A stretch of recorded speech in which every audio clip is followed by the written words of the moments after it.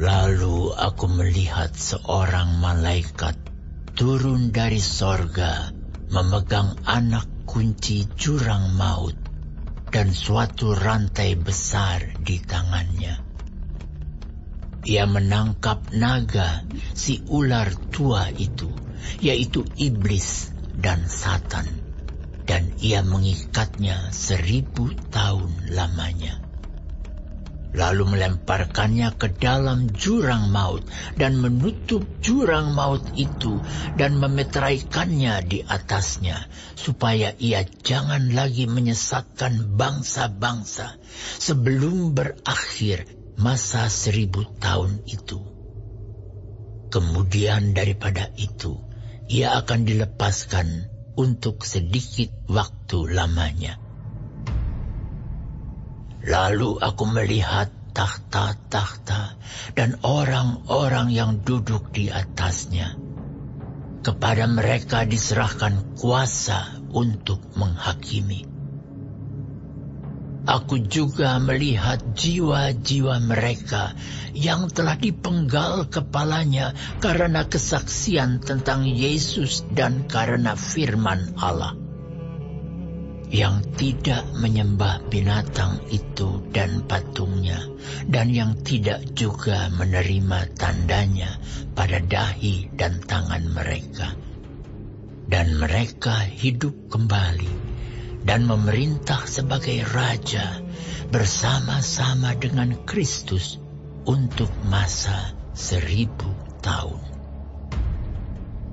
Tetapi orang-orang mati yang lain tidak bangkit sebelum berakhir masa yang 1000 tahun itu. Inilah kebangkitan pertama. Berbahagia dan kuduslah ia yang mendapat bagian dalam kebangkitan pertama itu. Kematian yang kedua tidak berkuasa lagi atas mereka, tetapi mereka akan menjadi imam-imam Allah dan Kristus, dan mereka akan memerintah sebagai raja bersama-sama dengan Dia 1000 tahun lamanya.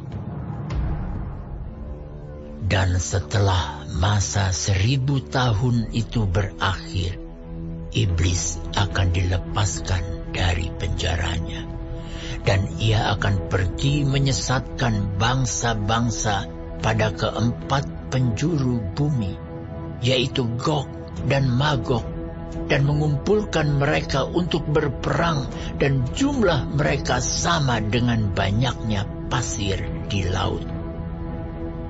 Maka naiklah mereka ke seluruh dataran bumi, lalu mengepung perkemahan tentara orang-orang kudus dan kota yang dikasihi itu. Tetapi dari langit turunlah api menghanguskan mereka, dan iblis yang menyesatkan mereka dilemparkan ke dalam lautan api dan belerang, yaitu tempat binatang dan nabi palsu itu. Dan mereka disiksa siang malam sampai selama-lamanya. Lalu aku melihat suatu takhta putih yang besar dan Dia yang duduk di atasnya. Dari hadapannya lenyaplah bumi dan langit, dan tidak ditemukan lagi tempatnya. Dan aku melihat orang-orang mati, besar dan kecil, berdiri di depan takhta itu. Lalu dibuka semua kitab, dan dibuka juga sebuah kitab lain, yaitu kitab kehidupan. Dan orang-orang mati dihakimi menurut perbuatan mereka, berdasarkan apa yang ada tertulis di dalam kitab-kitab itu. Maka laut menyerahkan orang-orang mati yang ada di dalamnya, dan maut dan kerajaan maut menyerahkan orang-orang mati yang ada di dalamnya. Dan mereka dihakimi masing-masing menurut perbuatannya. Lalu maut dan kerajaan maut itu dilemparkanlah ke dalam lautan api. Itulah kematian yang kedua, lautan api.